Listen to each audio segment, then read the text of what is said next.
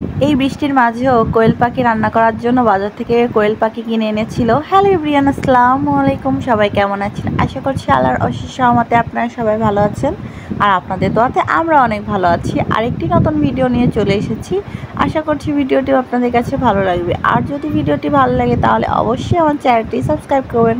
এখন তো যখন তখন রোদ বৃষ্টি তো হচ্ছেই, এই রোদের ভিতর আবারও বৃষ্টি শুরু হয়ে যায়। তো আজ ইচ্ছা হলো কোয়েল পাখি খাবো রান্না করে। তা বাজার থেকে 8টা কোয়েল পাখি কিনে এনেছে। আমার ছোটো ভাই গিয়েছিল, প্রথমেই ভিডিওতে দেখেছেন আমার ভাইকে, তো ও গিয়েছিল আব্বুর সঙ্গে কোয়েল পাখি কিনতে। তো কোয়েল পাখিগুলো কিনে আনে আর আমি সেইগুলো কেটে তারপরে পরিষ্কার করে নিলাম। এরপর কলপাড়ে চলে এসেছিলাম। এসে আগে কোয়েল পাখিগুলো ভালো করে এক একটা করে ধুয়ে নিয়েছি, কারণ ছোট ছোট পাখি যেহেতু অবশ্যই ওর গায়ে বিভিন্ন ধরনের নোমা থাকবে, সেইগুলো এক একটা করে না বেছে ধুলে ওইগুলোর থেকে নোংরাটা আর বের হবে না, আর ময়লা থেকে যাবে। এভাবে তো আর রান্না করে খাওয়া যায় না।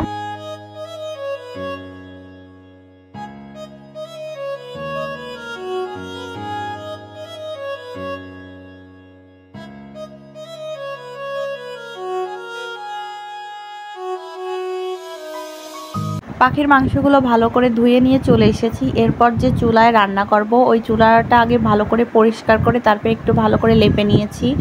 আর চুলার জালটা ধরিয়ে দিয়েছি যাতে করে তাড়াতাড়ি চুলাটা শুকিয়ে যায়। আর এরপর একটা কড়াই গরম করতে দিলাম আর পরিমাণ মতো তেল দিয়ে দিয়েছি। আর যে পাশে যেসব মশলা দেখছেন ও আগেই রেডি করে রেখেছিলাম। আর যে শুকনো মরিচ বাটাটা ওইটা আগে থেকে ফ্রিজে বেটে রেখে দিয়েছিলাম।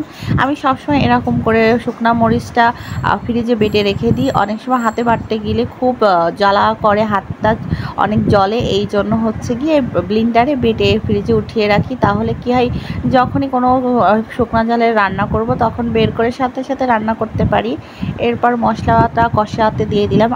গরু লালন পালন করতে গিয়ে একটা জিনিস খুবই ভালোভাবে বুঝতে পেরেছি যে গরু লালন পালন করা অবশ্যই লাভজনক। এই যে আমাদের বাসায় যেহেতু গরু আছে, অবশ্যই গরু থেকে আমরা দুধ পাচ্ছি, সেটা বিক্রি করে আমাদের গরুর যে সব খাবার লাগে সেই সব দিতে পারছি। আবার পাশাপাশি গরুর যে গোবরগুলো থাকে ওইগুলো দিয়ে আমরা বড়ে বানাচ্ছি, আর ওই বড়েগুলোই এখন জ্বালানি হিসাবে রান্না করার জন্য কাজে লাগছে। তাহলে অবশ্যই গরু লালন পালন করা আমার কাছে লাভজনকই মনে হয়।